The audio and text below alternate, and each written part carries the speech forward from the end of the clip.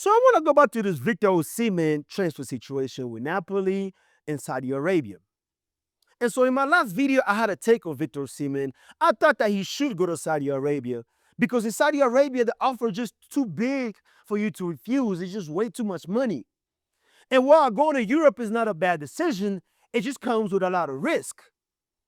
Because for one, you're not super extremely talented.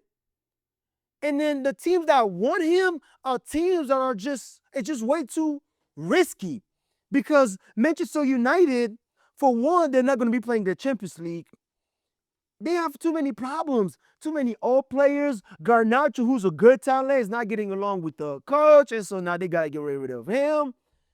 And we don't know how good the coaching is. While I like the coach, but coaching for United comes with a lot of problems. There's just too much pressure. They don't necessarily make good decisions when it comes to buying players.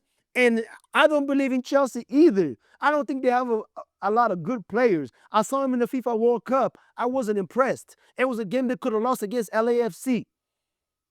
So I just think that going to Europe is just too risky and you don't get paid the same. And you don't know if after going to Europe, if that offer, the crazy offer that Saudi Arabia is proposing, is going to be on the table again. So if I'm Victor Osimhen, I'm taking the offer. And a lot of people had to push back on that take. A lot of people say you don't know what you're talking about. People calling him world class. People saying he's better than Haaland. I even had somebody tell me that he's better than Samuel Eto'o. I was perplexed, shocked, flabbergasted by this foolishness. Now, the Samuel Eto'o take is just, I'm not even going to do the comparison. It just doesn't make any sense. Samuel Eto'o was playing for Madrid at 17 years old. Victor Osimhen is playing in Turkey at 26 years old. We're just not going to do that. It's just a waste of time. We're not going to compare a Ferrari to a Mazda. And so the other day, or last year, I was talking to a friend of mine. He runs a very successful business, a window tinting business. And I said, so what do you think is the most important quality to have to run a good business? And especially a successful business like the ones you're running. You know what he said to me? He said the most important quality to have as a business owner is to not be too emotional. Because when you're too emotional, you're not thinking about the long-term impact of your decision. When you're too emotional, you're not thinking logically. And you end up making the wrong decision. And it makes sense. That's why they always say when you're angry, don't make a decision. Wait till tomorrow. When you calm down, then make the decision. Because when you make a decision with emotion, when you think about things with emotion, you don't think logically. You tend to come up with the wrong conclusion. And that's what everybody's doing in the comment section in my last take, is that a lot of people are too emotional because you're Nigerian and you feel like somebody's talking bad about your player, or because you're a Napoli fan, or because you just like Victor Osimhen because he's one of your favorite players. And so you're too emotional about him. You need to take emotion out of this subject and think logically. Victor Osimhen is not world class. People want me to treat Victor Osimhen as he's a Porsche. He's not a Porsche. He's a Hyundai. Now, the Hyundai is not an insult. The Hyundai is a good car, but a Hyundai is not top of the line. Because Ferraris don't play in Turkey at 26 years old. Ferraris don't have a hard time finding a club at 26 years old. It just makes no sense. And people want to use this word or this term world class too loosely. He's world class. Everybody's a world class. He's a world class. He's a world class. There's not that many world class players in soccer. There's only about 4 world class strikers in soccer. There's Mbappe, there's Haaland, there's Kane, and there's Lewandowski. And there's other players that maybe float at levels. They get close, but they're not quite there yet. Somebody like Julian Alvarez comes to mind. He gets close to being world class, but he's not quite there yet because the consistency is not there yet.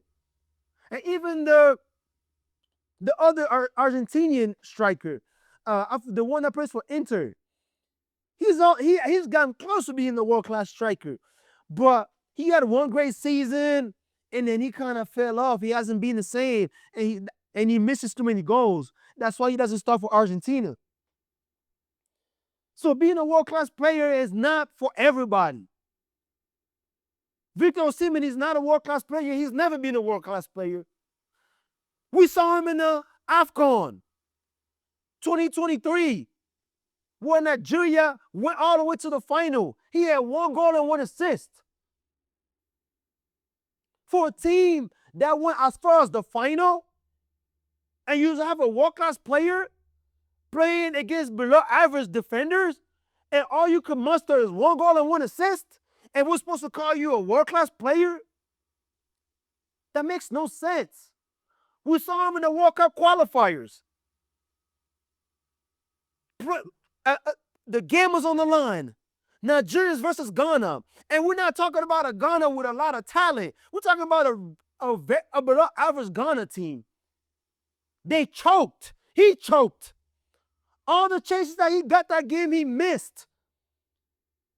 And we're talking about a country that usually participates in every World Cup. There's only been 2 World Cups in which Nigeria didn't participate.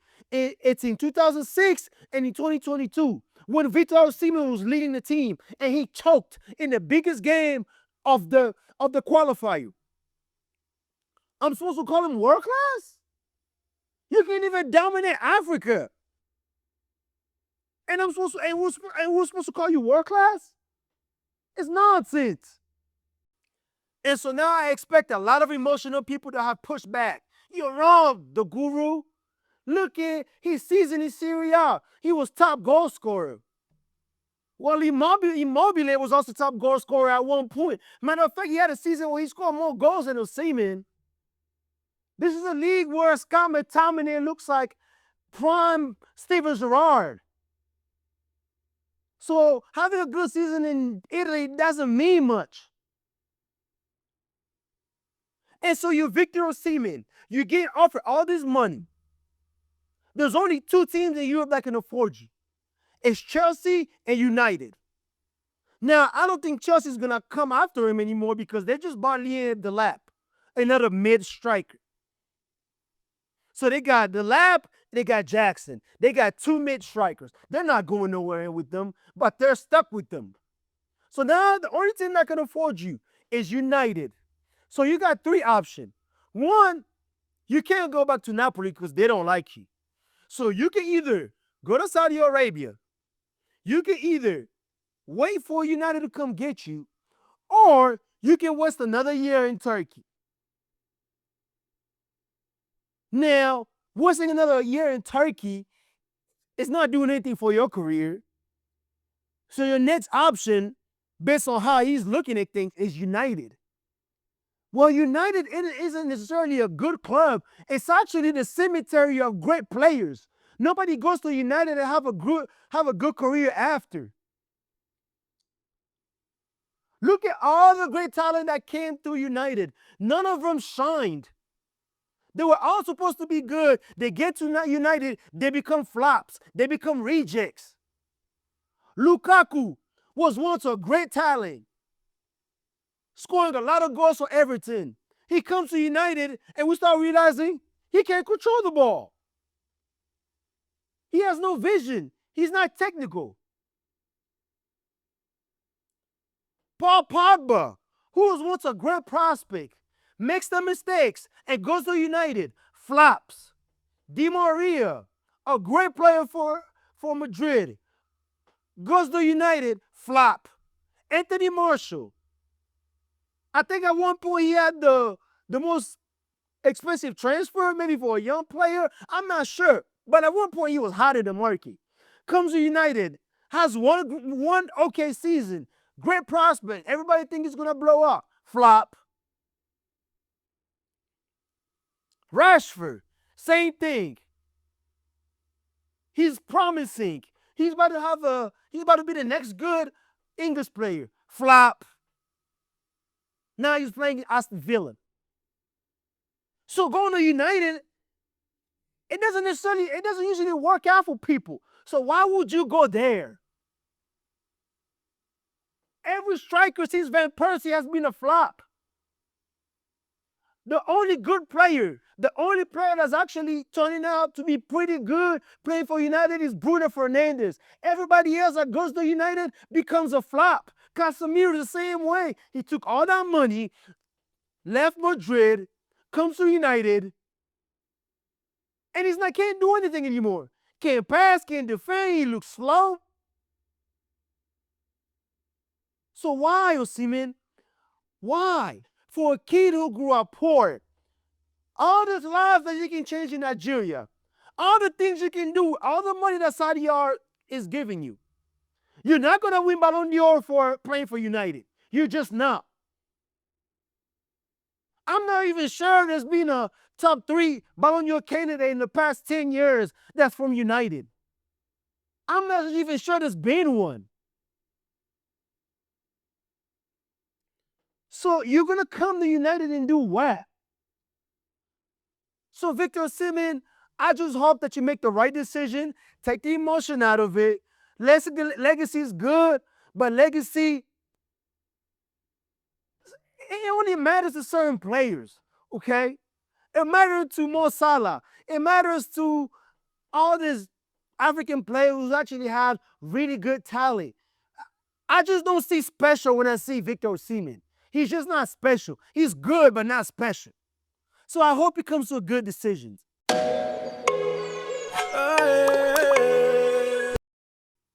So last week, I had a take on the FIFA Club World Cup. I called it a pathetic tournament. It's just a tournament that never made sense. It's a bunch of teams we don't know. It's a bunch of players we don't want to watch. There's just no buzz about it. And so a lot of people were against my take. You're against evolution. We want to see our local teams play against Chelsea. To those people that supported that theory, round of applause to you guys. You guys are geniuses. You guys are amazing. We just got to watch Bayern play against a team with a bunch of part-time soccer players. It was such an amazing game. It was 10-0. The other team was so talented. The goalkeeper is a supervisor at a warehouse. One of the defenders is a plumber. And one of the strikers is a boxer.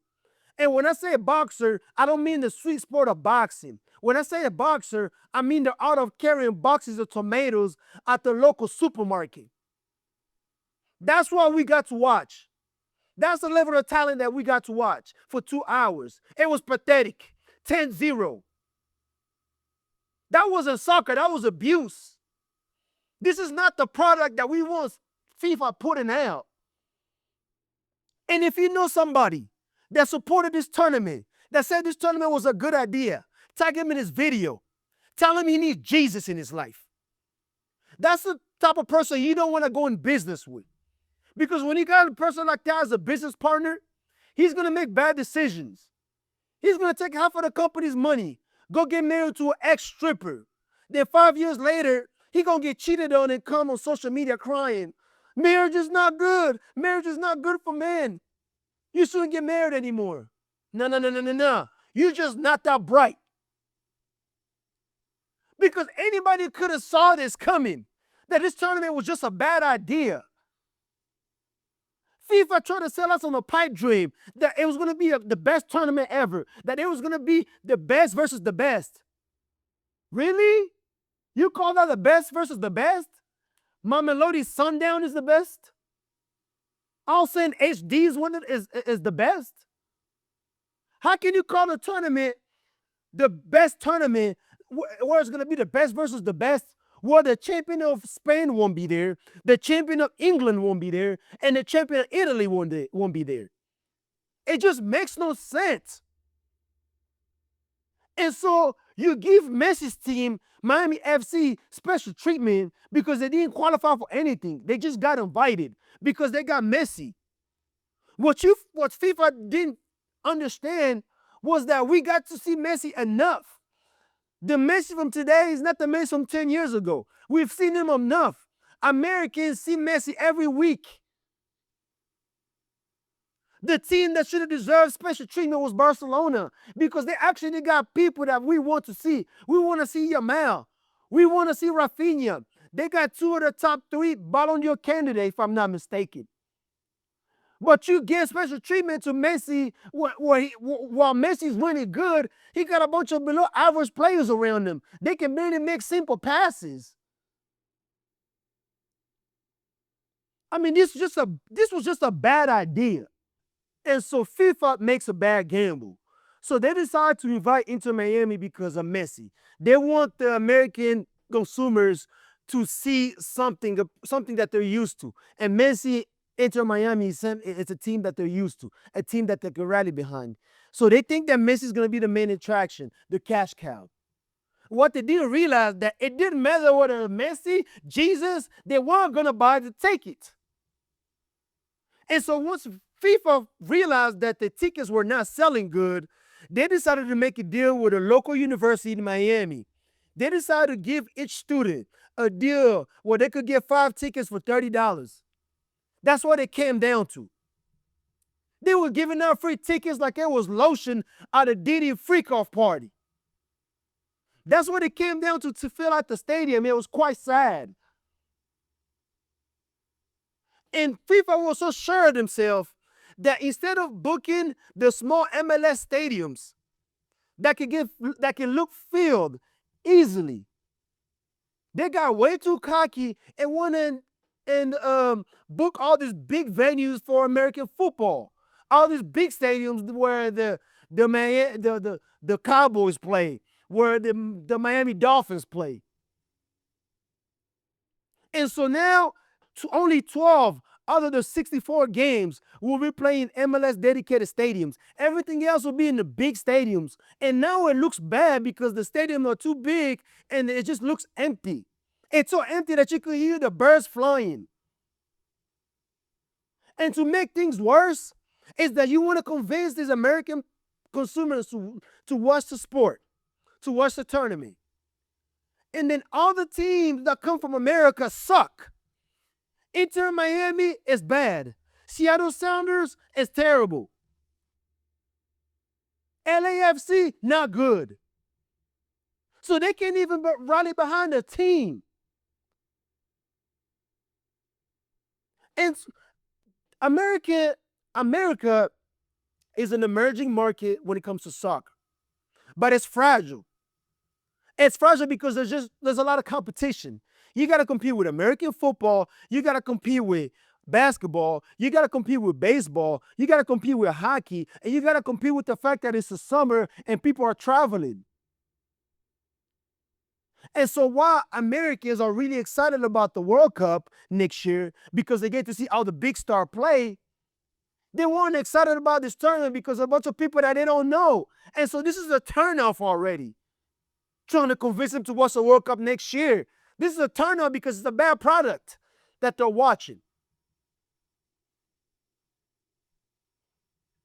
And so this failure of FIFA is going to have repercussion for next year's World Cup because now American consumers are turned off for one.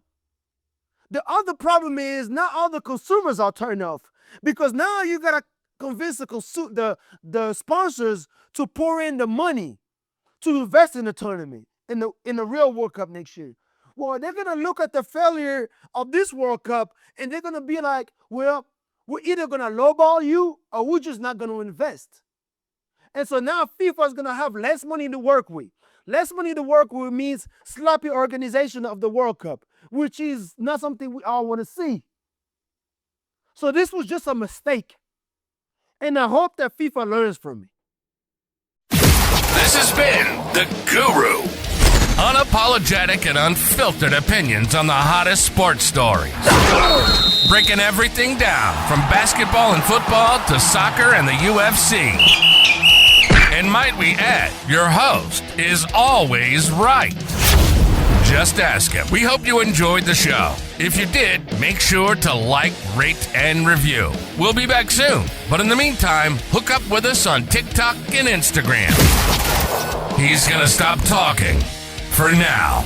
See you next time on The Guru.